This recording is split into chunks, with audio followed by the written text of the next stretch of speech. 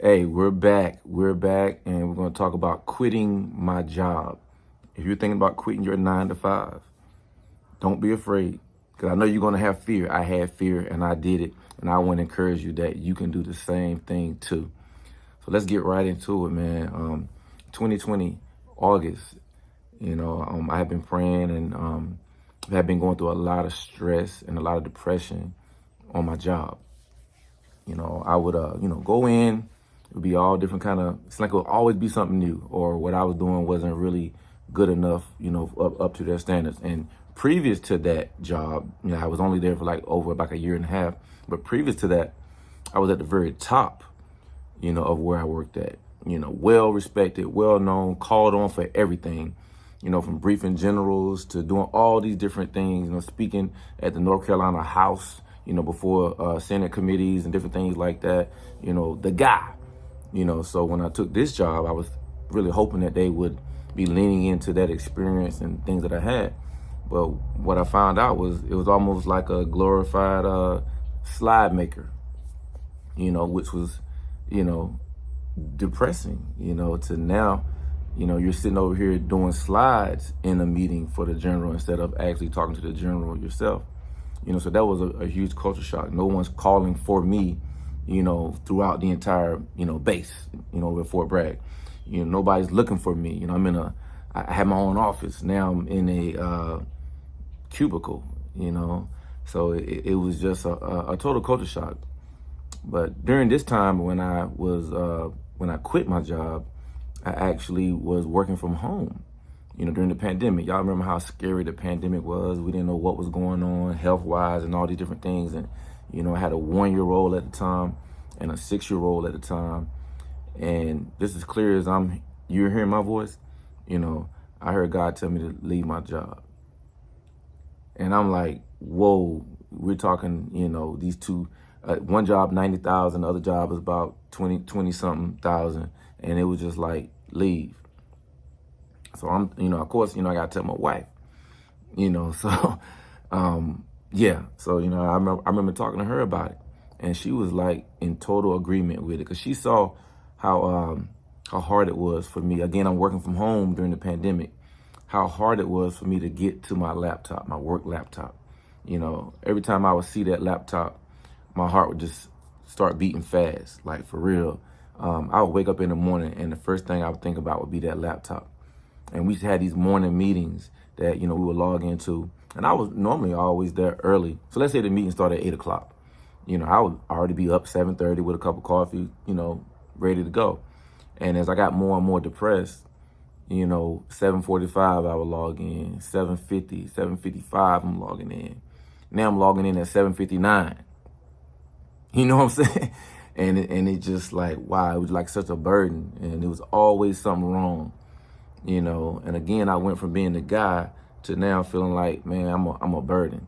So, I prayed about it. We put the 2-week notice in.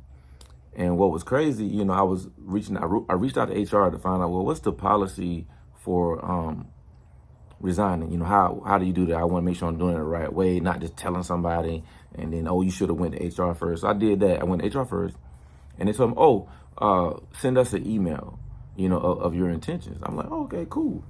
And then we'll let your chain of command know. So I did that, right? And then what was crazy, like the person that was over the department, like she got upset with me. I should have told her first. And again, I'm thinking I'm doing it the right way.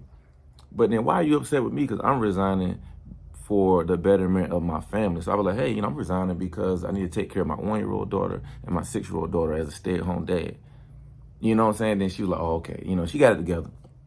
And, everything was fine. We had our going away thing. We get your awards and all that stuff, certificates, appreciation and stuff like that.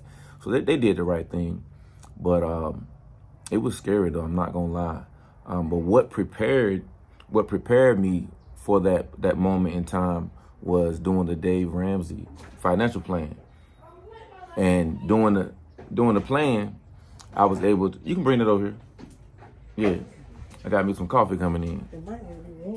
Thank you so much. All right. Doing the financial plan You know, we actually was able to pay off $123,000 in debt, you know, in 23 months, and which made it easy to walk away because I walked away from the job with no debt. So I would encourage any one of you that's out there, if, you know, even thinking about, you know, leaving your job, man, heck, if you're not even thinking about leaving your job, I would recommend you paying off all your debt and getting into a position of where, you know, you can walk away. And if that's not possible, then you're gonna have to generate a second income, you know, a side hustle, as they say, to at least get you something. You know, it might not be the same that you're making on your current job, but that side hustle will, you know, be able to pay for something. I don't care if it's DoorDash. Speaking of DoorDash, you know, DoorDash, you know, inspired me to start this new channel. You know, I did Uber because I started a transportation company during the pandemic, taking people to the airport. And, you know, so I had to learn the transportation segment, and I actually went to the Raleigh-Durham airport area and I started doing Uber there for about a year to learn the game. I would pretend that the Uber was my company. So I would dress up, you know, with a suit and tie and everything, because that's how my company is ran now. You know, suit and tie, and we use Teslas to get people from the Fayetteville area to the Raleigh-Durham area, or the Raleigh-Durham area to here, or even to Charlotte, wherever you need to go. So every time I pick somebody up, they would say, "This car is too nice to be an Uber. This car is too clean." We're like, what is this? Is this a hidden camera show? And it would be funny because it happened so many times. And I would tell the people, like, nah, it's not a hidden camera, but I am learning the game, you know, to start my own company.